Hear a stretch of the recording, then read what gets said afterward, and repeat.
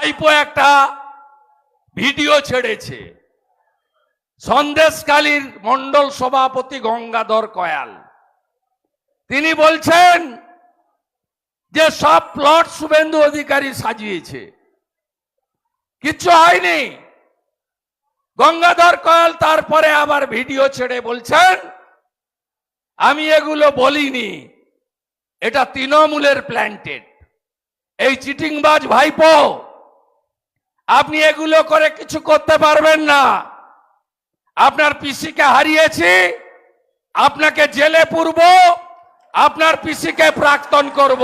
I package ছোড়া আর পুলিশের দুটো বেটা আছে, একটা মেহেদি হাসান বসিরহাটের এসপি, আর একটা এসডিপিও আমিনুল, আর আপনার ওই কেনা পোষা প্রতীক জৈন আইপ্যাক। আমরা জানি না